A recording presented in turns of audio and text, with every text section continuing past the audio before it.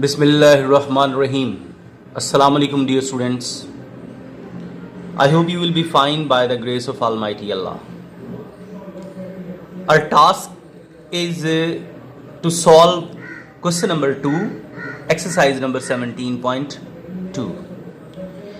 And we have to draw the altitudes of the triangle which is being formed by these measurements. RP यहाँ पे दिया हुआ है 3.6 centimetre का, angle Q दिया हुआ है 30 का और एंगल पी दिया हुआ है 105 का। बेसिकली यहाँ जो हम सिस्टम इस्तेमाल कर रहे हैं वो है एंगल साइड एंगल। मतलब ये आपके पास साइड है जिसकी दोनों सिरों पे ये वाले एंगल्स बनने हैं। अब हम यहाँ ये देखते हैं कि अगर हम आरपी नीचे बना लेते हैं तो एक वर्टेक्स आर है, दूसरा वर्टेक्स पी है, यानी जो वर्टिसेस हैं वो है आर एंड पी। लेकिन एंगल पी तो चलो ठीक है, पी पे तो बन गया, क्यू का इशू है, क्यू एंगल नहीं है क्योंकि वहां पे वर्टेक्स का नेम आर है। तो हमें सबसे पहले एंगल आर फाइंड करना है। ओके, तो ड्रॉ करने से पहले हम एंगल आर फाइंड करने की तरफ जा रहे हैं। उसके लिए हमें पता है कि जो इंटीरियर एंगल्स हैं उनका ट्राइंगल में जो सम होता है वो 180 डिग्री होता है, यानी सप्लीमेंट्री एंगल्स पोस्टुलेट यहाँ पे हम लगा रहे हैं, उससे जो है अननोन एंगल फाइंड हो जाएगा। We know that sum of the measurement of interior angles of a triangle is equal to 180 degree. तो इसमें तीन इंटीरियर एंगल्स हैं, एक है एंगल आर, दूसरा है एंगल क्यू, तीसरा है एंगल P। इन सब का कितना होना चाहिए सम 180। इनकी जगह जो जो पता है वैल्यूज पुट कर दें। R फाइंड करना चाह रहे हैं, Q की जगह पे हम 30 लगा देंगे, P की जगह 105 लगा देंगे।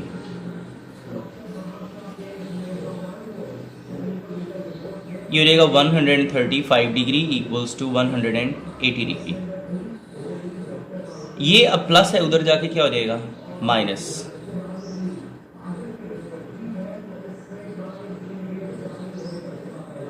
वन 180 में से 135 को माइनस कर देना है, तो 10 में से 5 गया 5, आगे रह जाएगा 7 में से 4 गया 3 गया 4, 45 डिग्री का एंगल आर हमारे पास आ गया।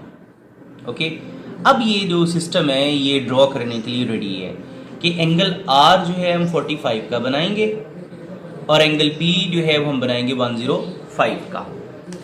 तो उसके लिए पहले हम इस ट्राइंगल को ड्रॉ करते हैं, बेस बनाते हैं। सबसे पहले RP,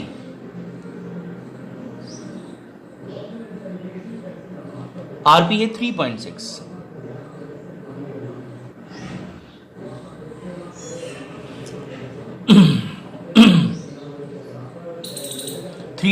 मेजरमेंट सेंटीमीटर की मेजरमेंट है ये। अब R पे 45, यानी इस जगह पे हमें बनाना है एंगल 45 का।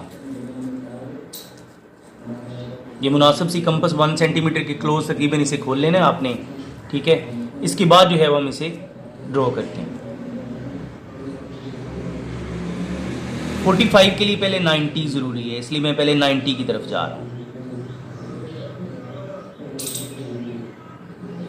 60, 120, ये हो गया 90। ये चूँकि हमें बवजह मजबूरी बनाना पड़ा, असल में 45 के लिए 90 ज़रूरी है। दो तरह से 90 मतलब 45 बनता है। एक तो हम मतलब ये 0 और 90 की यानी कर लें बाइसेक्शन। दूसरा है 60-30 से, पहले 60 से 30 का एंगल बनाएं, फिर 30 और 60 की बाइसेक्शन से भी 45 बन जाएगा। लेकिन ये काम ज़्यादा इजी है कि 90 हम हर जगह पे बनाते तो हैं, तो उसकी बाइसेक्शन कर लेते हैं।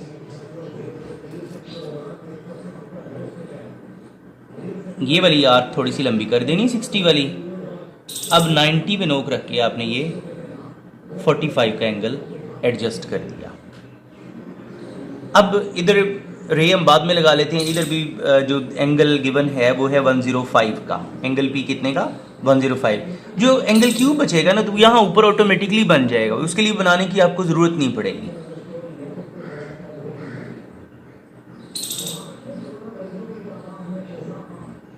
60,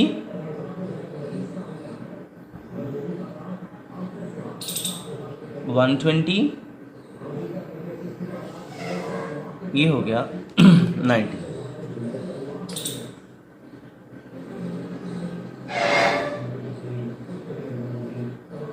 डॉट्स में इसके बाद आप 120 और 90 की 22, ये 120 है, इस आर्क को थोड़ा सा आगे ले जाएंगे, इसके बाद यहाँ पर नोक रख के इसको कट कर देंगे। ये जो एंगल यहाँ बनेगा ना इन दोनों क्रॉसिंग आर्क्स के अंदर से जो गुजरेगा वो 105 डिग्री का होगा।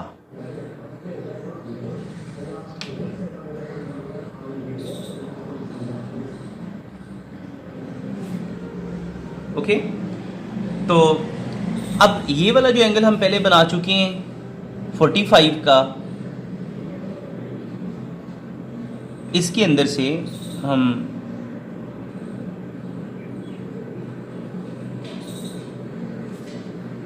ओके आर पी और ये वर्टेक्स हो जाएगा क्यू, और यहाँ एंगल ऑटोमेटिकली जो बनेगा वो कितने का होगा 30 का। ये 45 का हो गया, ये 105 का हो गया। ओके, अब हमें ड्रॉ करने एल्टीट्यूड्स। एल्टीट्यूड बेसिकली है क्या, पहले इसके बारे में बात करते हैं। The perpendicular which is being drawn from the vertex of a triangle to the opposite side is called the altitude। यानी altitude is basically perpendicular है, जो आप ट्राइंगल की किसी वर्टेक्स से अपोजिट साइड पे ड्रॉ करते हैं। यानी फर्ज करो कि मैं यहाँ पे P वर्टेक्स मैंने चूज की, जो आर क्यू जो सामने वाली साइड है इस पे ये मैं आर्क लगाऊंगा। ओके, इसको लगाने के बाद इस आर्क को मैं कर दूंगा बाइसेक्ट।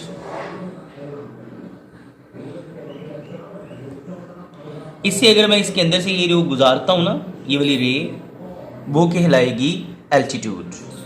ओके, ये मैं बिल्कुल एंड में काम करूंगा, जो ड्राइंग वाला है पहले हम सारी साइड से जो है वो एल्टीट्यूड की आर्क्स को बाइसेक्ट करने वाला काम मुकम्मल कर लें, बाद में हम जो है वो एल्टीट्यूड ड्रॉ कर लेंगे।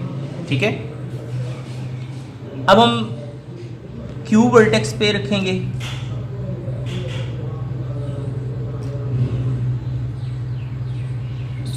देखिए ना, ये अगर आप इसको जितना छोटा भी करें तो ये आर्क को दोनों साइड्स पे टच करना, यानी एक साइड को दो तरह से इसका स्टार्टिंग और एंडिंग पॉइंट टच लाजमी होने चाहिए, या नहीं हो रहा, इसलिए मैं इसको थोड़ा सा कर लूँगा। ये देखो मैंने यहाँ से स्टार्ट ले रहा हूँ और ये लंबा कर रहा हूँ मैं। ठीक है, क्योंकि हम इस साइड को लंबा कर सकते हैं, यानी इसको अगर हम चाहें प्रोसीड करना डॉट्स में तो किया जा सकता है। ये हो गया, ये स्टार्टिंग पॉइंट हो गया इसका, और ये हो गया एंडिंग पॉइंट। इसको बाइसेक्ट कर लें।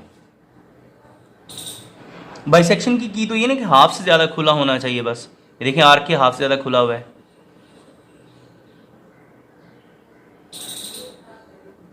ये मैंने पॉइंट क्यू से भी ये कर दिया क्रॉसिंग आर्क का सिस्टम। अब कौन सा रह गया पॉइंट आर। अब आप यहां आर पे नोक रखें,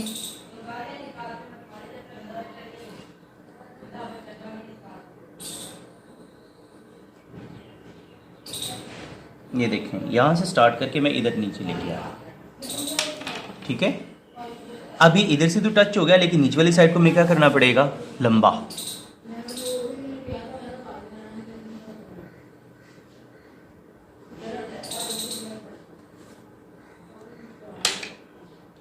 एक पॉइंट ये है इसका और एक पॉइंट इसका ये है, इसको कर लें बाइसेक्ट।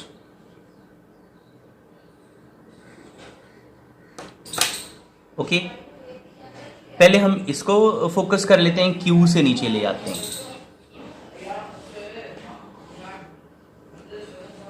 ये मैं कलर चेंज करने लगा हूं ताकि आपको पता चले कि किधर से आपने किसको ज्वाइन करना है। यानी क्यू वर्टेक्स से इस क्रॉसिंग आर्क के अंदर से।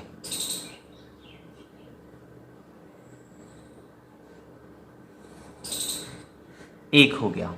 ठीक है, क्यू एक्स एल्टीट्यूड नंबर 1। दूसरा ये देखें आर से,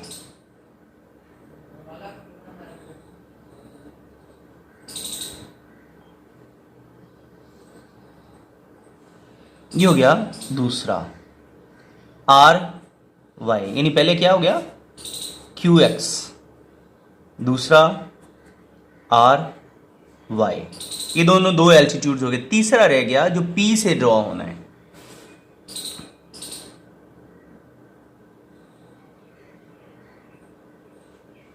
ये पी वाला ना, यहां से अगर हम यहां तक लेके आते हैं तो हमें इस पॉइंट ऑफ कंकरेंसी का नहीं पता चलना, इसलिए इसको एज अ लाइन नीचे ले आए। ठीक है,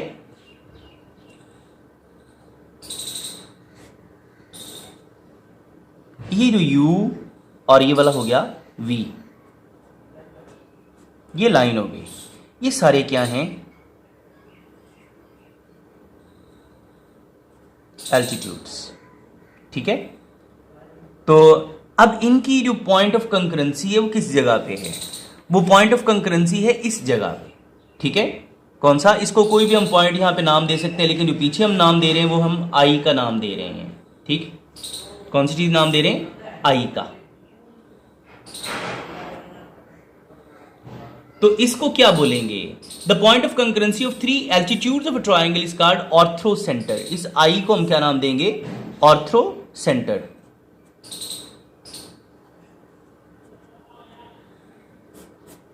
okay, the point of concurrency of 3 altitudes of a triangle is called the ortho centre.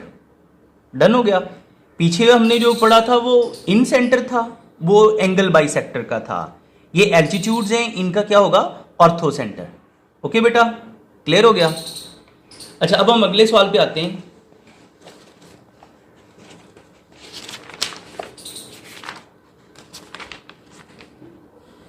Question number 3, इसकी दो पार्ट्स हैं आपके, पहला और दूसरा पार्ट है कि आपने जो स्मार्ट सिलेबस है उसके मुताबिक यहां पे हमने ड्रॉ करने परपेंडिकुलर बाइसेक्टर्स। ठीक है,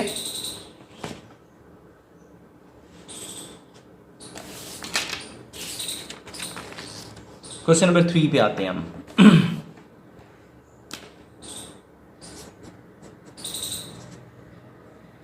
इसका पहला पार्ट है measurement of the line segment A B equals to 5.3 centimetre and measurement of angle A equals to 45 degree and measurement of angle B equals to 30 degree. Requirement क्या है, perpendicular bisectors.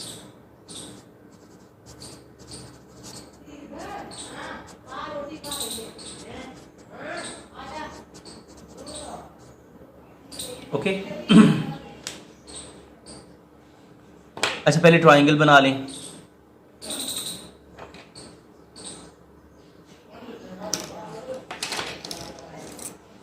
पहले A B 5.3,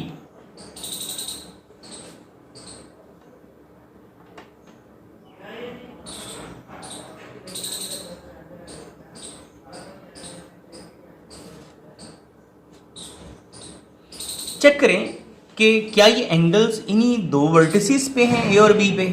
जी बिल्कुल, angle A 45 दिया और B 30। It means इसके लिए कोई और, जैसे हमने पिछले सवाल में किया था, थर्ड एंगल फाइंड करने का जो निज़ाम इसमें हम अप्लाई नहीं करेंगे। ओके,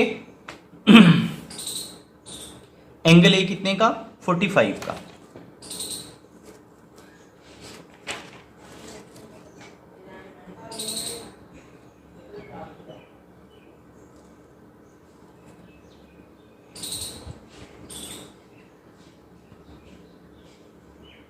फोर्टी फाइव के लिए पहले 90,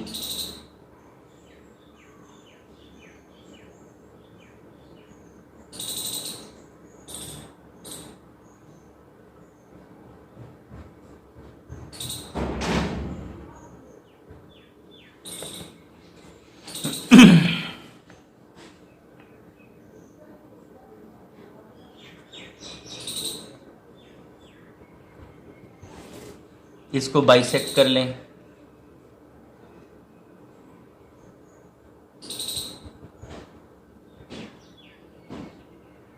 ये बेटा एंगल हो गया 45 का।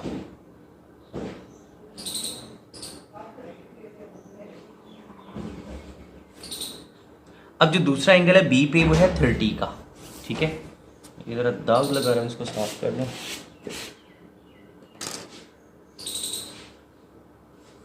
बी पे 30, 60 की बाइसेक्शन से।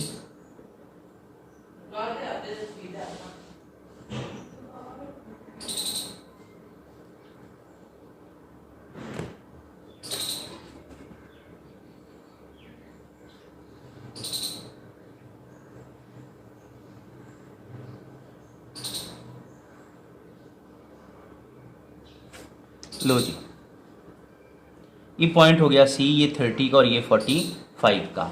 अब हमें ड्रॉ करने इसके perpendicular bisectors. A line which bisects a line segment at right angle is called the perpendicular bisector. मैंने बोला कि परपेंडिकुलर बाइसेक्टर एक ऐसी लाइन को कहते हैं जो किसी भी लाइन सेगमेंट को दो बराबर हिस्सों में डिवाइड तो करती है, लेकिन किस एंगल पे, 90 के। इस वजह से देखें ना, इसमें 90 के होने की वजह से परपेंडिकुलर। बाइसेक्ट का मतलब है कि दो बराबर हिस्सों में डिवाइड करना। Okay, so a line which bisects a line segment into equal parts at right angle is called the perpendicular bisector. यहां जो मैंने वर्ड यूज किया ना, bisect into equal parts, इनमें into equal parts secondary, आप ये बोलें या ना बोलें, जब हम बाइसेक्ट का वर्ड यूज कर रहे हैं तो उसका मतलब ही दो बराबर हिस्सों में डिवाइड करना है। ठीक है, तो अब आप इसको ड्रॉ करने के लिए उसका तरीकाकार क्या होता है कि आपने जिस लाइन सेगमेंट की बाइसेक्शन करनी है, कंपास को उसकी मेजरमेंट के हाफ से ज्यादा ओपन करना है। ठीक है, एक आर्क ऊपर लगानी और एक आर्क नीचे। देखना, ये मैं इसको हाफ से कम नहीं होनी चाहिए, हाफ से ज्यादा जितनी मर्जी। मैं फुल खोल रहा हूं ताकि ये सारा काम कहां हो, बाहर वाली साइड पे। ये देखिए, मैंने फुल खोल के इसको बाहर लेके आऊं।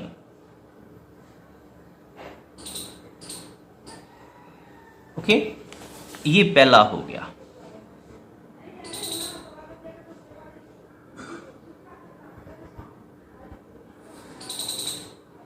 पहला राइट बाइसेक्टर हो गया। चूंकि लाइन है, लाइन के दोनों सिरों पे क्या डालते हैं, एरोस। दूसरी साइड कौन सी है, BC। अब आप BC को बाइसेक्ट करेंगे इसके हाफ से ज्यादा, एक यहां और एक यहां।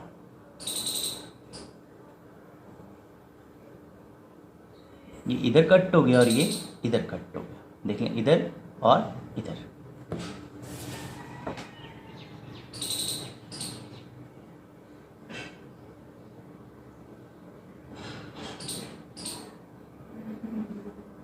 लेंगे ये ST, दूसरा परपेंडिकुलर बाइसेक्टर। अब तीसरी साइड रहेगी AC। अब इसके बराबर जो है इसको बाइसेक्ट हम करेंगे।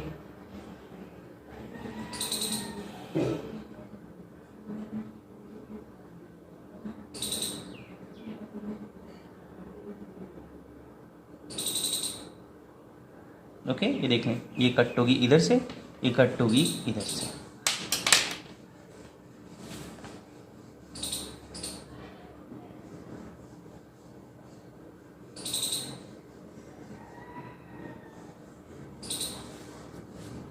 लो जी, ये देख लें, ये जो पॉइंट है, ये जिसको हम यहाँ पे, मैं इसको C नाम दे लेता हूँ, ये वाला। ये तीनों right bisector LM, ST and UV are intersecting each other at point C, so it will be named as the circumcenter. इसे हम क्या C को बोलेंगे, circumcenter.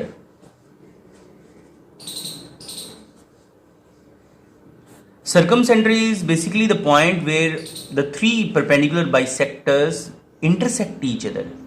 So all three right bisectors of a triangle are concurrent, which is the point which is at C, concurrent at C. So C will be called the point of concurrency. Okay बेटा, clear हो गया। अब हमारे पास रह गया है fourth question, लेकिन वो इंशाल्लाह हम कल करेंगे। ठीक है, थैंक यू, अल्लाह हाफिज़।